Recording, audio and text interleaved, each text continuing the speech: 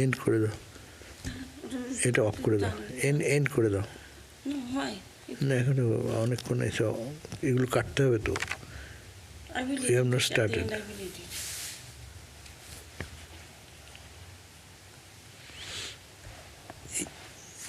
In this phone only one person means you. Okay. Okay? Yes. Om Vasudeva Sutam Devam Kangsha Chanuramardhanam Devaki Paramanandam Krishnang Bande Jagadgurum. Om Shanti Shanti Shanti. We salute Bhagavan Sri Krishna, the son of Vasudeva, the destroyer of the demons Kangsha and Chanura, the dear darling of Mother Devaki, and Guru of the world, and the teacher and world of the whole universe. I salute him again and again. Om, peace, peace, peace. So we are now entering into the chapter, book 5, and on the first chapter, book 5. So this is continuing. It is called Skanda. Book means Skanda 5, chapter 1, verse 1. Now the story of Priyabrata. Now we go back to the context that the king Parikshit is listening to the glory of Lord Krishna. He is just waiting for his death on the 7th day, and so to pass that last moment, not to think of anything else but Bhagavan Krishna. So he was engaged in listening to Shukadev giving the instruction, and he is listening and questioning. Now the Raja Parikshit, who is going to die within few days, he is asking to Shukadev, said, "O revered sage, Priyabrata was a Manu's descendant and a great devotee, ever revealing in the Atman.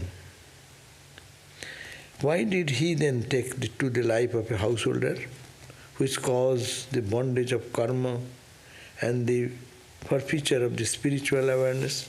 His question, that Priyabrata was such a great devotee of God, who is ever established in the knowledge of Atman, then why he again entered into the householder life?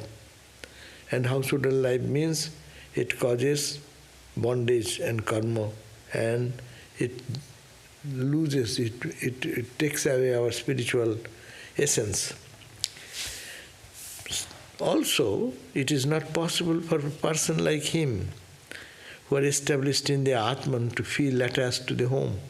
So a person of realization, as we know, a person of realization should not have any attachment for anything else. But we see that Priyabrata, we are talking about the king of this dynasty. So being such a wise person, why he was attached to the home, means the kingdom. O wise one, in those who experience the bliss arising from the reflection of the Lord's feet in their heart, the desire for a family of their own can never arise. We know, we have heard it, that a knower of God, or a wise person, who are experiencing the joy of God, thinking of God in that heart, so he does not desire for anything in the worldly. How that thought will come? I have a grave doubt. How one attached to one's own life, house and children happen to have firm and deep-rooted devotion to Krishna at the same time. How this is possible, that one, a lover of God, loves God so intensely, At the same time, see, he can be maintaining the worldly life of deep-rooted devotion in the heart of Krishna, at the same time attached to one's own life, his children, etc. Then the Sukadev, the sage, great sage, is responding to this question of King Parikshit. He says, what you have said is correct, Sukadev said. What you have said is correct in a way, but it can happen that a devotee, though his mind is deeply immersed in imbibing the nectar of the Lord's lotus feet, is for a short time obstructed in his devotional life by his prarabdha. Yeah, it is possible.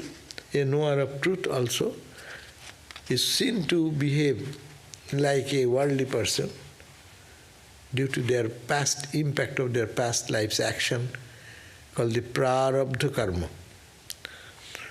So it does not disturb their inner knowledge, but the body functions in the old pattern, mind functions in the old pattern. But when there goes to samadhi, they unite with the Atman all the time. But at the same time when they behave, that's why spiritual practice is necessary. Spiritual practice, those who have disciplined spiritual practice, the society gets much more benefit from them. That means the holy people, monks, real, genuine monks, what they do, the day and at night meditate and think of God, God, God, God. As a result, who comes, they say that they are detached from the world, they are totally immersed in God, there is no attachment, no aversion, that characteristic. But ordinary people, because their prarabdha, the old tendencies are still guiding their, forcing their life, so their behavior appears differently, but their inner knowledge has blossomed in the heart, so they see the world differently. In such a case, he does not abandon the exalted ways of the Lord's devotees, like taking delight in hearing and chanting the Lord's name and excellences. O King Parikshit, instructed by the sage Narada, this Priyabrata had attained to the knowledge of the Atman and had resolved to worship the Lord through Brahma Satra, consisting in the continuous concentration of the mind on him. So he says that this, O Narada, this you are talking about this Priyabrata, the king in the dynasty. He is not an ordinary person. Narada instructed him, we read that in the last chapter. Narada instructed him, and Priyabrata, following the Narada's instruction, attained to the knowledge of the Atman and then engaged into the worship of the Lord. By Brahma Satra. What is Brahma Satra? Brahma Satra means consisting of continuous concentration of the mind upon him. He practiced to keep the mind in God all the time. We call smarana, sarana, manana, smarana, manana. All the time, continuously remembering God and repeating his name. He did that, this king. But being possessed of all these qualities required for the kingship and administration of the country, he was called upon by his father to take up such responsibilities. So he has all these qualities, but his father called upon him because he wants to give the responsibility to his son. So he called his son and gave the responsibility. And he has the skill of kingship and administration. Priyabrata, he has the power to rule a country. And that tendency is there, he has the prarabdha karma inside him. So a father's command is, of course, never to be disobeyed. That is the Indian spiritual tradition in early days. Pita, Pitri Devo Bhavo. They say, let father be your God. Let your mother be your God. That is the ancient training. So Priyabrata also, following that deep reverence for his father, so could not just disobey his father. Therefore, but that Priyabrata, whose mind and senses had been completely dedicated to the Lord, though Priyabrata already got totally engrossed in God, in the course of his spiritual practices, of continuous and concentrated absorption in samadhi, did not like to accept his father's order, fearing that application to the matters of state, though belonging only to the category of appearances, was none the less likely to distract him from spiritual path. So, then, though he loved his father, he was willing to obey his father's order, but he said that he humbly prayed that, please excuse me, because his mind is so engrossed in the thought of God, this Priyabrata the king, so much absorbed in his godly thoughts, that he did not like to accept his father's order. That it will be, why? Because it will distract his mind. That's why many sadhus, many holy people, when they get steeped into their spiritual practice, they don't want to engage even to any late ordinary talk, ordinary conversation, ordinary association, because their mind roams in different level. Though belonging only to the category of, though you know that the world is appearance, who knows? Not we, but the man of illumination like Priyabrata, the king, he knows, though it is appearance, but still I should not engage into it. So he disobeyed or humbly said that, beg an excuse from his father's order. Now, just then, this was the situation going on. Priyabrata's father was asking him, you have the skill to administer, you have the skill to rule the country, so you take responsibility of the kingdom. And I am old now, I will retire. But he is not agreeing, son is not agreeing, Priyabrata, thinking, though I see these are all meaningless things, and my mind, body works only, I am not working, I am the Atman. This knowledge I have, but still I don't find any interest in engaging into them, lest I will be more involved into the worldliness. And this was going on. Just then appeared Brahma, the first of the divinities, who was ever thinking of the ways and means whereby the interest of created beings could be promoted, and was for this purpose always keeping himself in the know of the requirements of all beings. So Brahma, Brahma part is creation. He wants to create. So the first of the three divinities, in Hindu divinities, Brahma, Vishnu and Shiva. So three divinities. He is the first divinity who was ever thinking, his thought was always, we find ways and means how to create some interest being could be produced in the mind of people so that the creation continues. Brahma is creator God. He wants it to people of his followers. So he appeared before them, and then he was accompanied by a host of gods, devas, and a large number of his own followers. Like the moon in the sky, Brahma moved, worshipped on the way by the great devas, traveling in the aerial vehicles. Aerial vehicles, it's called airplane. They have their airplane then. So Brahma was in the airplane, is traveling, and his followers were all gods and goddesses,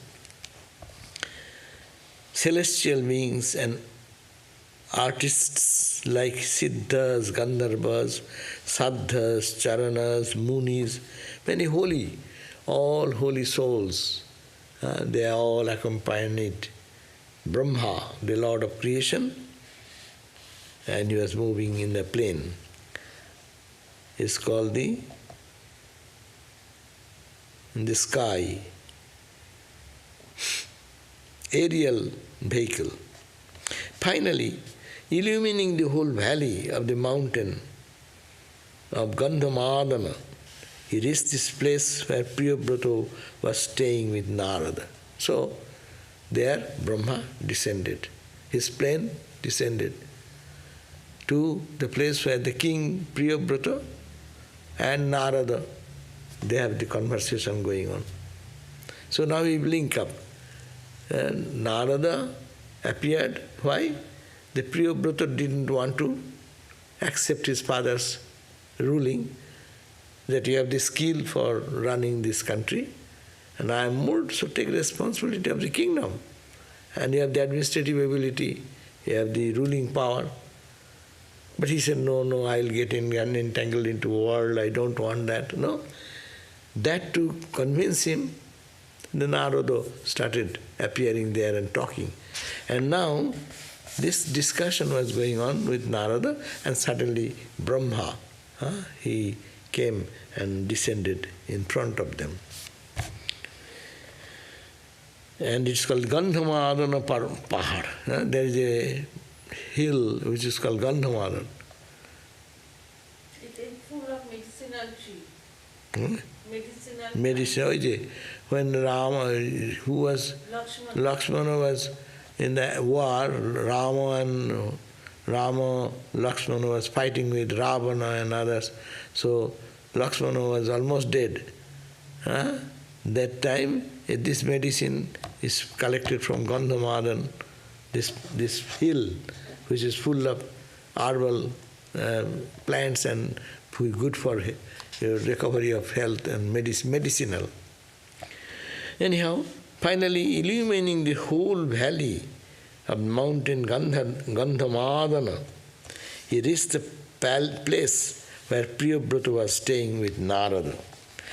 Seeing his omniscient father, that father is the Brahma, his arrival on his swan vehicle, he rides on a swan. Narada, everyone has a ride, all gods and goddesses have their own ride. So Mother Durga, she rides on a lion. Mother Saraswati, she has a swan.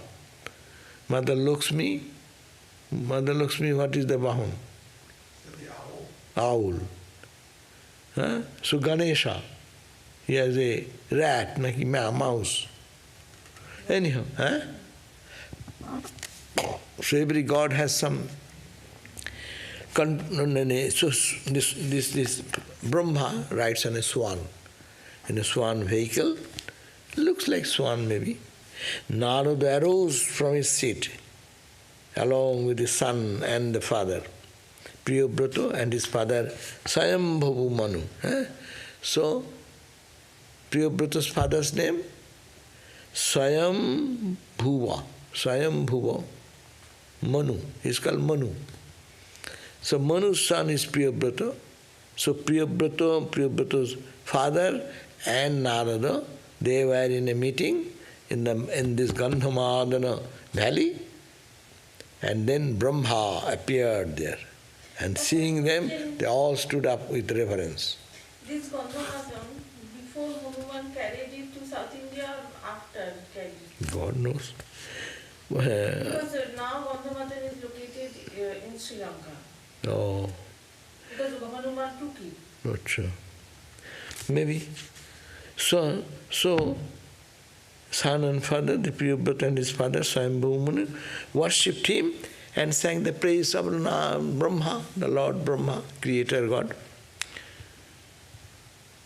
O scion of the Bharata clan, accepting the worship of Narada and smiling in a kindly manner at the hymn of praise, recounting his attributes and works, he said as follows, addressing Priyabrata. So Brahma now appreciated and then said to Priyabrata the king, who is not agreeing to be the king of the country and not agreeing to administer the kingdom, though his father is asking him to do. So Brahma came and Brahma appeared and Brahma then telling the future probable king, Priyabrata. Brahma said, I am telling you the truth. Listen to me. No one can transgress the supreme and immeasurable being. All of us, including I, Rudra, your father Manu, and the sage who is your teacher, Narada, all are without freedom. That means they have no freedom. Therefore, the good of the world, they will have to live in the world. We all carry out the will of that supreme being. So he says, oh, Priyabrata, no one can transgress the supreme immeasurable being, that means the Ishvara. It is all, we are all under Ishvara. Ishvara divides into three, Trinity. But it is all Brahma, Brahman, then becomes Brahma, Ishvara, and then becomes Trinity, gods, goddesses. Then creation comes. So all is under the will of this Ishvara.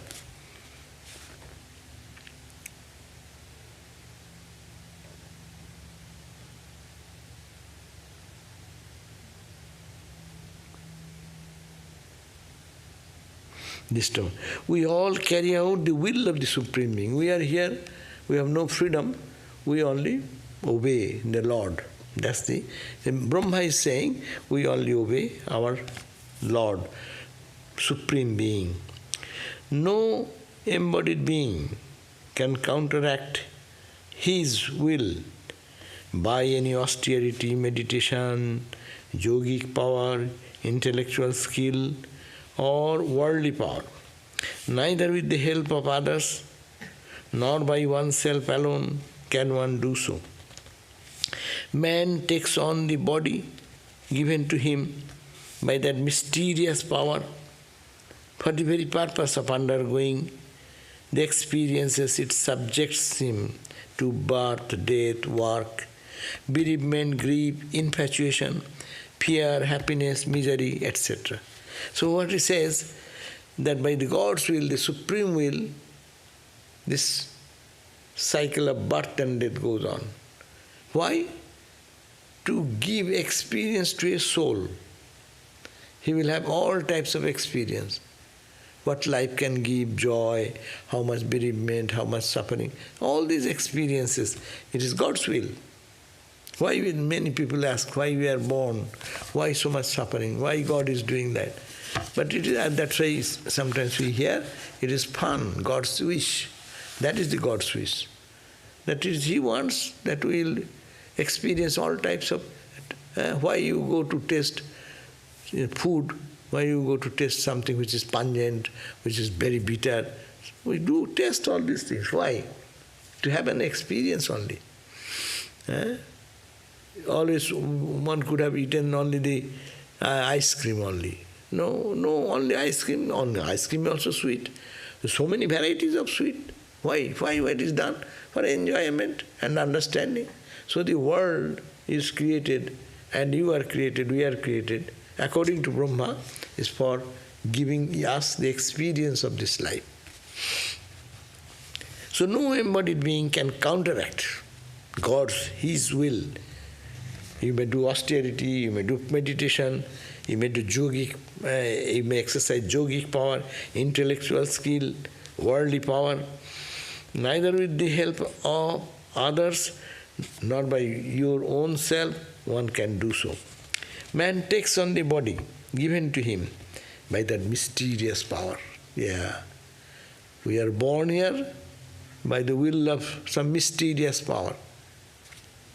Yeah. Vedanta says it is not created but appearance, but taking this view, God has created. This is true. God is there, true, and God has created this world. And man takes on the body We are forced. You take on a body given to him by that mysterious power for the very purpose of undergoing the experiences. It subjects him to go to the experience. What is the experience of life? Normal experience, we are born, then we die, we work, then we love somebody, somebody dies, then we grieve, then we get infatuated in certain things. We are getting fearful and happy sometimes misery. And all this diverse type of experience. To give this experience, God has created human being. And all created being, not human only. We all offer our tributes of works as offering to Him, as cattle pulled by their nose strings do to their masters, no? We have no other freedom. We offer our tribute of work. Whatever we do work, we offer it to God, to Him, as a cattle, when they push some, what you call the thread, rope to the nose, no? A very soft area. And they control by that way. The powerful bull is controlled by their nose. So, cattle, as the cattle is pulled by their nose strings, due to their masters. The masters control. So we are all controlled by God. And God has put into this experience of life, and that's why you are born. Your austerity, your prayer, your all this power you try to get out of it, it is not your power unless God becomes kind and compassionate. Otherwise, this you are put into the track to move around like that. The Veda, consisting of sounds, is the cable to which we are all tied to the smaller but stronger strings of three gunas of Prakriti. We are all controlled by what? By three gunas. What are the three? As you know, three gunas, Sattva, Rajas and Tamas. And that is the Prakriti. That creates the 24 principle, Prakriti. The Vedas consisting of sound, sounds means, all the Vedas means chanting. Vedic chanting. So Vedas means these Vedic chantings, these are like the Vedas consisting of sounds, they are the cable to which we are all tied. That is Vedic rituals, they guide us. In early days they used to follow Vedic injunctions. Yeah, you do this jagna, you get up this time, you do chant this mantra, offer this oblation. All these are directed by the Vedas. Human life was controlled by that. So consisting of the Vedic mantras, they are like the cable to which we are all tied in a smaller but stronger string of the three gunas of Prakriti, and works springing from them. Three gunas create all types of actions, sattva work, rajasic work, tamasic work. He controls and directs us with this rope. That means three gunas. What are the three ropes? Three ropes. God controls us. By how? The free soul, controlled by three gunas, sattva, rajas and tamas, as their owners do their draught animal.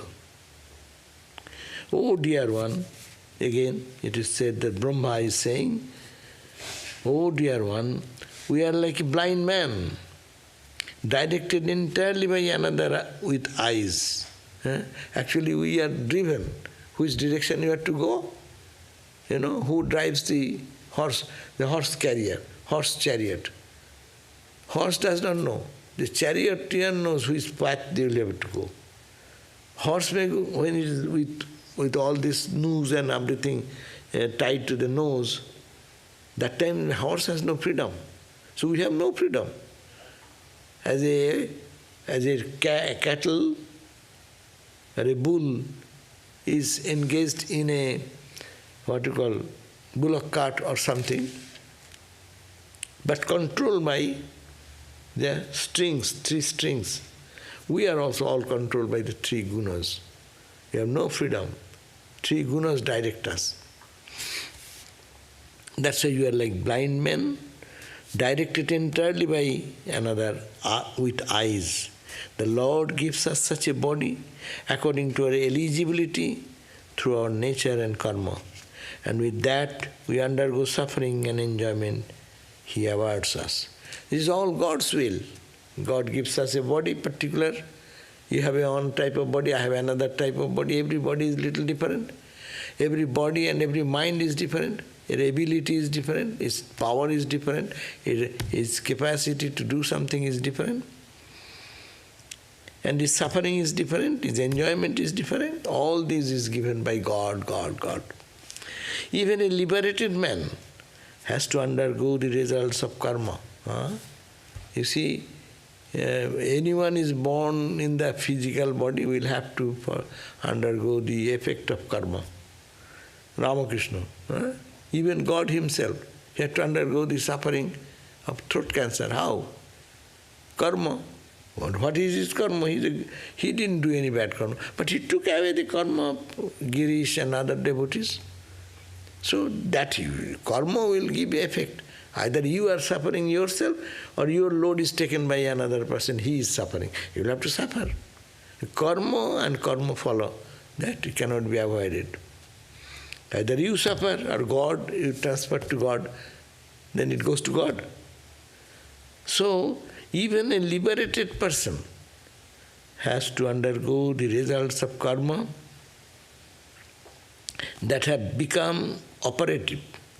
And for this, he has to continue his bodily existence without any ego sense, undergoing enjoyment and suffering just he undergoes in a dream. So, in dream, you undergo suffering, you are very worried and tensed in your dream, or you are happy, you dream. You have no control. Similarly, your karma is the factor which gives us into the life and brings all types of experiences of suffering or enjoyment. But impressions and qualities causative of future births do not accrue to them. Only this greatness is that those who are knower of truth, their body-mind goes to the same way as anyone's goes. Your body, my body, they suffer for karma. Ramakrishna's body also suffered for karma, not his own, but others' body was. But they are not affected by that. We ignorant people, we are affected by our body-mind action. But impressions and qualities causative of future births do not accrue to them. But we are reborn again because karma does not end. But for knowers of truth, they are not to be born. Their karma is guiding in this life till they die, and then they are freed because there are no residual karma. We have the karma, residual karma, after knowledge continues, the body continues. That is called the prarabdha karma. A heedless man without any control over the senses is subject to the fear of spiritual degradation, even if he resides in a forest. No?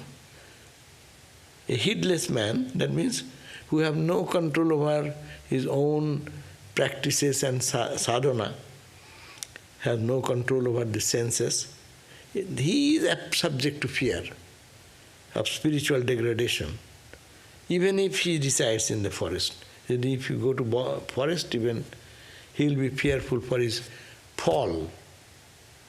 But for wherever he goes, the 6 enemies in the shape of 6 senses accompany him. What are the 6 senses? Sastrindriyani. All the sense, it is 17 verse. Bhayang pramattasya boneshu upi shat. Fear will continue there even in the forest. Jataha sa aste sa sat satpanno jitendriyasya atmaratir buddhasya grihasrama kingnu karati avadyam. So, but for an enlightened person, ignorant person, even if you go to the forest, your worldly desire and things may working there also. But an enlightened person, if he remains in the city, remain in a place of enjoyment and fun, they don't get affected. That is the point. Ignorant person, even going into the deep seclusion, they may find same mental problem, anxieties, worries, and all these desires and lust and greed, all these will go on there. But an enlightened person, he may go anywhere. He will be living in the middle of all types of fun and joy, but he will not be affected by anything. That is the distinction. Whoever wants to conquer the 6 enemies in the form of 6 senses, 6 senses means all the sense organs of perception. As enjoyment and suffering comes to the senses, the 6 senses should try to overcome them step by step, remaining in a home, experiencing unprohibited enjoyments with discrimination. So, how to go over this? The person who has not perfected himself will have to live in the world and go through the experience. Experience, eat. How much you eat? One day you will find, I have eaten enough. I have tasted every type of food. I am not interested. So, renunciation coming. That's why it's one philosophy. Through experience, you give up. So I'm interested in that thought that there are 6 senses. I thought there was 5 senses. So mind is another. Oh, they're calling the mind. Mind is called another. Oh, okay. This is called ekadasa or 11th senses also. Mind is called 11th sense. It's the controller of all the 5 senses of action and perception. So 5 senses of perception, 5 senses of action, and who all are controlled by mind. So mind is also the boss of these organs, but they are also, mind also an organ. So he says that wherever you want 6 enemies, whoever want to conquer these 6 enemies, it is the advice of Brahma, in the form of 6 senses, should try to overcome them step by step. In one step, I will be a monk. That will not do. Ramakrishna gave the example. It's called the vairagya, renunciation, momentary renunciation. He is very, he wants to be in the world and like to enjoy the life, but suddenly some blockage came, some difficulty came, someone lost something. Their momentary mind says, oh my God, this life is so insecure. What's the need? Momentary it may flicker in the heart, that fire of renunciation. But again, when congenial, see everywhere, people forget when someone dies of our own, how we become depressed, how we suffer and cry and weep, no? But after 1 year, 2 years, 5 years, 10 years, what happens? After 10 years, what happens? Whoever may be in the world, they forget. And they start a new life. So here is the same way. Overcome them step by step, remaining in the home, experiencing what? Unprohibited enjoyments with discrimination. That means enjoy a honest life. Irregular life to honest life, life of honesty. Honesty to renunciation, renunciation to illumination. So these steps should be followed. In one jump, one cannot climb the top of the mountain. You have to go step by step. A king overcomes his powerful enemies, remaining within the fortress. When the enemy has been weakened, one can be within the fortress or outside it. So too can be a man of discrimination. So discrimination is the path. Analyze, this is all momentary, but this will not come in a day. It will take its time. First go through the experience and then renounce it. This is second stage. And those who are matured, they need not have to go for experience. They have already the experience, and that goes in the samskara. They are driven from the childhood, the path of renunciation. So these are different journey, but all should have to go through this, cover this experience, path. You have conquered this sixfold enemy, Priyabrata. He is talking to Priyabrata. Priyabrata is not agreeing to his father's command to take the kingdom. So Manu, Swayambhuva Manu is the father, and Narada is sitting there, and Brahma is giving the advice to Priyabrata. You have conquered this sixfold enemy, which is lotus feet at your strong and secured fortress. No? So you can without fear enjoy here what the Lord has assigned to you, and afterwards you can abandon everything and be merged in the Atman. So you can take care of this, you can renounce everything, not now. You have the wisdom and knowledge, you are an enlightened person, so you live in the world and you run the management of the kingdom like a king and do your duties. Afterwards, you can abandon everything and be merged in the Atman. That means this body, mind is functioning. It is a Jivan Mukta stage. So you work in the Jivan Mukti stage. Then Sri Sukadev, the narrator, talking to his, this is the point, one goes inside and another comes out. All this you have to remember. If you don't remember, all gets confused. So now, Priyabrata, Sukadev now said, being told so, told by whom? Parikshit. Told by Brahma,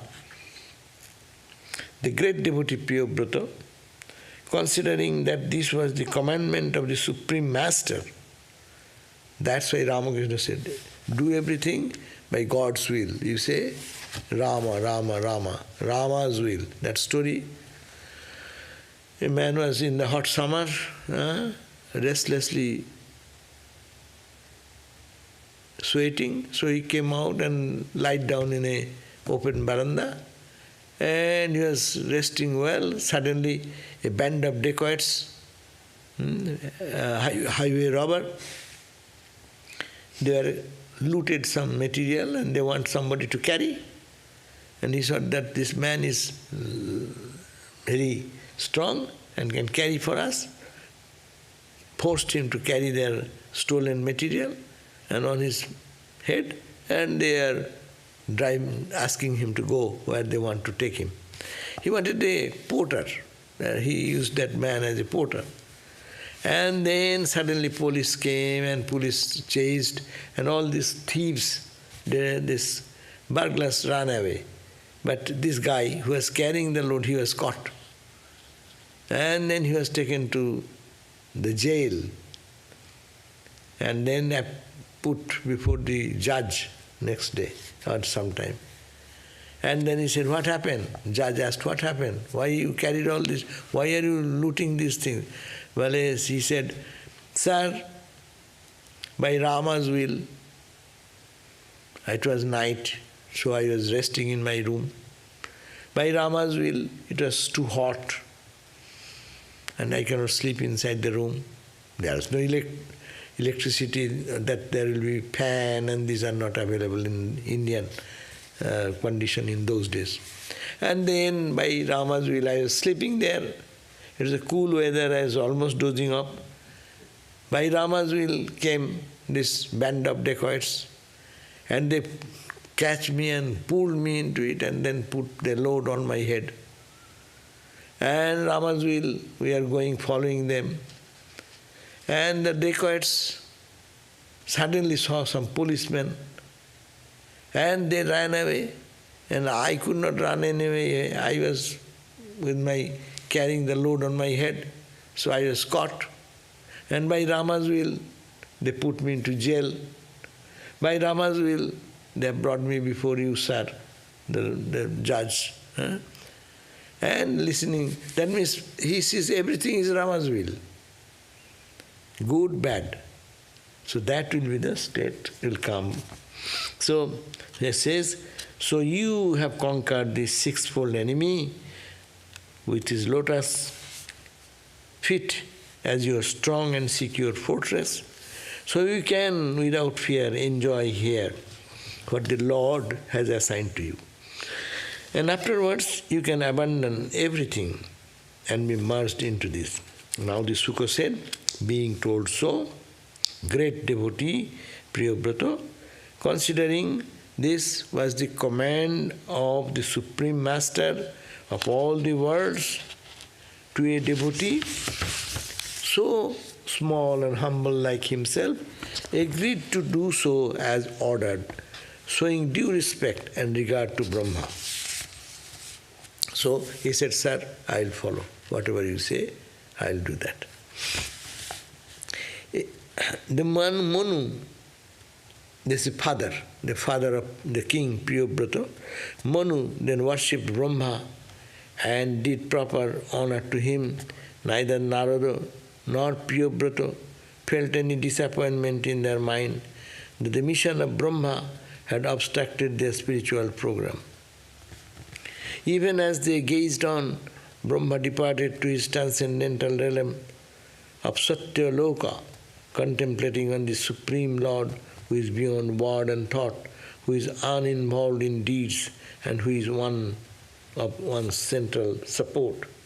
So Narada now saw Narada and Priyabrata remained there, and Brahma then going back to his own abode, where from he came down, descended.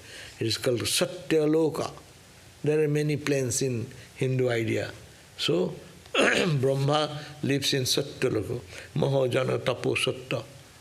7 planes. Bhur Bhuvassa 3. Mahajana Tapa Satta. So Tapalok, Satyalok. So he resides in that plane, a high level where there is no world and worldliness but joy. By Brahma's mission, Manu, Swayambhuva, had his heart's desire accomplished. So, with Narada's permission, he enthroned his son Priyabrata for the protection of the whole earth, and then retired from the poisonous attachment of the worldly life. Thus, by the will of the Lord, Priyabrata assumed the powers and duties of the state. Though he was free from all desires and impurities of mind, through constant contemplation of the Supreme Being who destroys the bondage of his devotees. So, though Lord, that Priyabrata was perfectly free from all entanglements, but to getting the blessings of Brahma and following his instructions, he engaged himself to take charge of the ruling of the country from his father, and father then got an opportunity to have priests and retired from all these things and then put his mind into God consciousness. It was only to honor the command of the great personage that he took up the reins of government. It is not he is willing to rule the country, it was not his will, he avoided. But Lord Brahma came and gave this advice. So taking as God's providence, he took this idea and started governing the country. And not from his personal ambition or personal desire or for power and position. So he then, now he entered into the kingdom and he then married Barismati. He married Barismati, the daughter of Prajapati Vishwakarma. Vishwakarma's daughter, her name was Barasmati.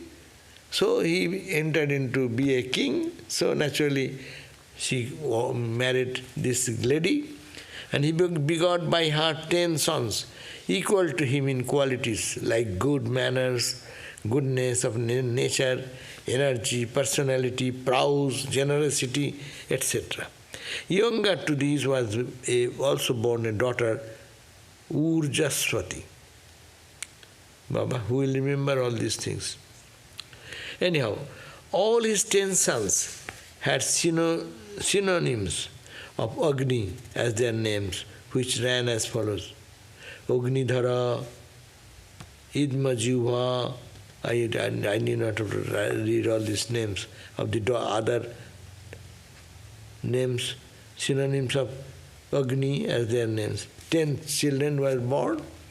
Priyabrata has 10 children. He married the lady, Vishwakarma's daughter. Her name is Barhismati. And then all these children were born. Of those 3, namely this Kobi, etc., were devoted to contemplate of the Atman from their very boyhood. Out of the 10 children born of the Priyabrata's marriage, 3 boys, they totally engrossed themselves in sadhana, spiritual practice, and adopted the way like a life of Paramahamsas. They took the path of meditation, prayer and all this. These great spiritual personages were established in the supreme peace by the practice of loving devotion, characterized by the unbroken remembrance and contemplation of the Lord.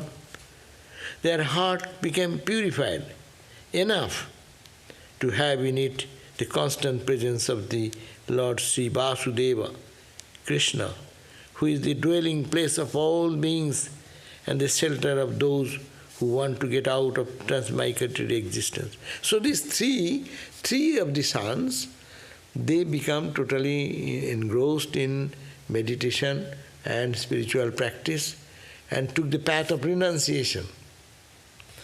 And they're thinking of God, the Lord, the Absolute. They attain to oneness with that Lord who is the Atman of all and indweller in everything. So there is this process of meditation. They got identified with the Atman.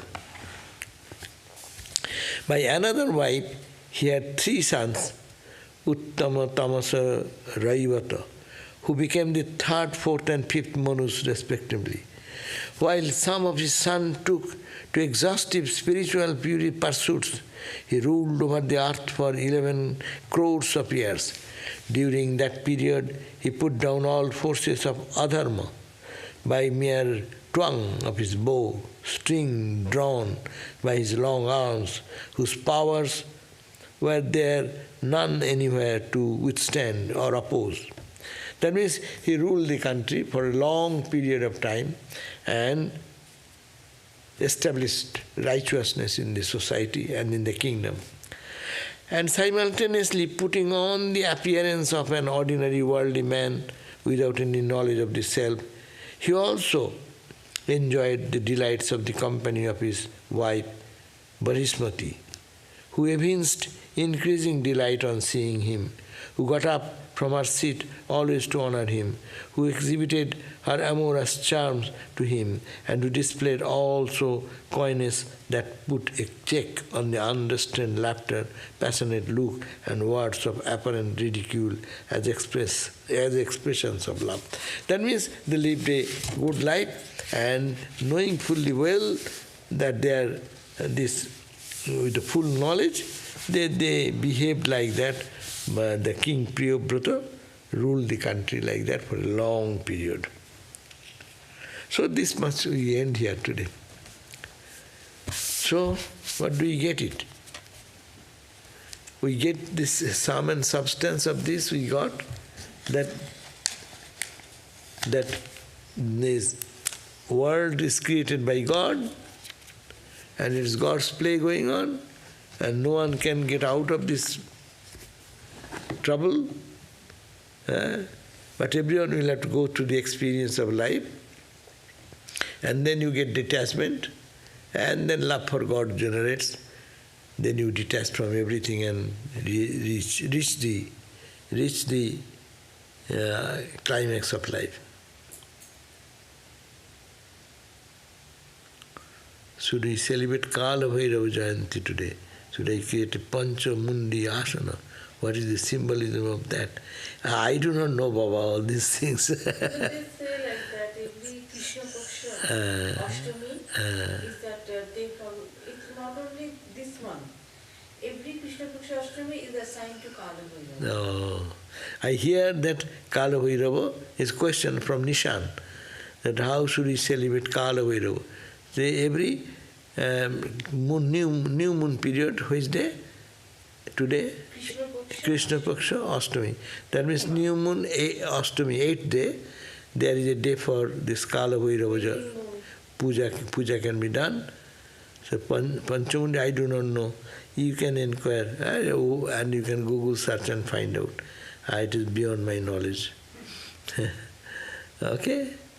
So stay well, and then we end here today, this class of Bhagavatam, and then we will see you next in the 7:30 to 8:30 class, in the what is called the synopsis of the Bhagavad Santi Gita. Huh? One more question. How do we evolve our preparatory bhakti to supreme bhakti? Okay. Om Shanti Shanti Shanti Harihi Om Tat Sat Sri Ram Krishna Arpanamastu. Yes, that is called the regulatory bhakti. And how can we transcend that and become prema bhakti? The bhakti, the love of love. Regulatory bhakti, we do that every day. That's called you take a shower, use a fresh cloth, don't go into the inner shrine. You have to be purified because Lord is there.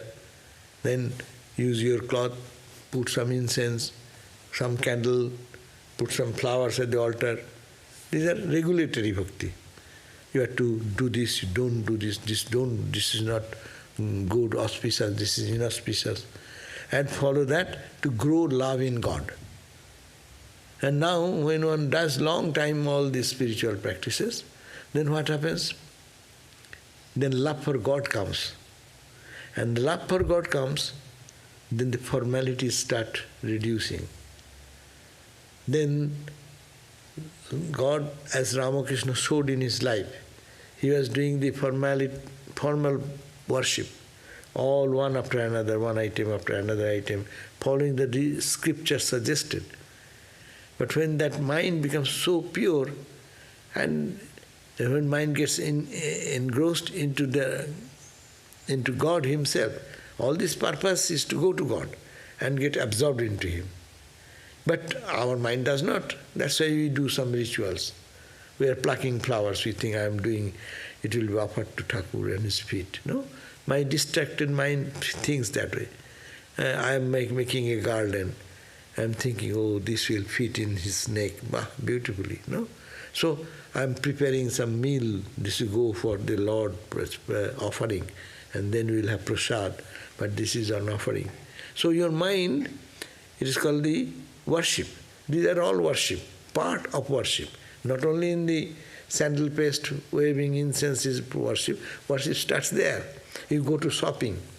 When you go to shopping, you think, oh, I am shopping. This will be the preparation, and then Thakur will be given the bhogam. So keeping how the mind, instead of only thinking shopping, everyone goes shopping.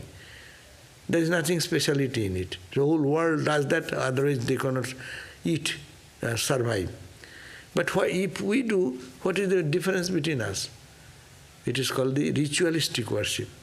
Yeah, when I am going, I am going to shop for the Lord. Not I will eat, yeah, I like this, I like that, I like that, I like that. Remove those ideas and think that I am going for Lord. It will be offered to the Lord. I will cut it and offer it first, and then I will take the prasad. So this type of thinking, mind is oriented around God, God, God, God, God. This is the called Vidhivadiyo Bhakti or preliminary bhakti. And as it matures, doing long time, sincerely doing, when you are shopping, you are not thinking, I will eat it. You think that it will go to the Lord and God will bless it and then I will have. And I am purchasing for that. This is simple, it is a mental attitude. If that is done and brought, and then you actually not did the shopping, you did puja, one worship. But this is I don't feel like that. It is a word only. I go to sing and thinking that it will be offered to God, offered to God. That is creating a devotional emotion in our heart. And that increases and increases and increases. Then when you come and you offer a seat for sitting in front of him, or you are trying to meditate in your heart, or you put a flower on your head and think of God, then you get really connected with him. Such way Ramakrishna is to get connected with him, and sometimes his half-an-hour gone. Here all the bhogam is waiting. And all the people are waiting for prasad. But Ramakrishna is not there. That's why the complaint went to the Rani Rasmuni, that this priest is doing all nonsense things and not following any rituals and this, damaging this process of puja, no? But Rani came and understood he is in the mood of absorption. And that is the turning towards para-bhakti, or supreme love. It goes more and more. It will be more indrawn. Then outward things will fall off, and only God and you, God and you, God and you, God and you. So this is a process, long process. With the spiritual attitude, we will have to start our all these things as a puja, as a worship, as a worship. And that is the vidhivadiyo. Rules and regulations are there. That's why you purchase incense, don't smell. Don't, because it is to be given to God first. I'm purchasing it for giving to God. You are purchasing a new cloth. Oh, it is good. Hey, it will come to me. I'll use it. Don't think that way. It will going to God. If you think that way, everything is I'm offering to God. It is for God, for God. That's called vidhivadiyo. The rules, ritualistic performance of worship, part of that. Different segments. And that sometimes some people play some music, devotional music, and then do the puja. But sometimes when you are in with other people, you don't like it. That so why they should know my inner feeling? So you think you can sing some song mentally and offer, and when you are chopping the vegetables, you are cooking it, you think that I am doing for Lord, oh Lord, Lord. So do the mantra. So this is the all practice of spiritual disciplines. And it will lead ultimately, then work will drop, love will grow, external activity will stop, and mind will be merged in God. Okay, thank you. See you again. Jai Ma. Om.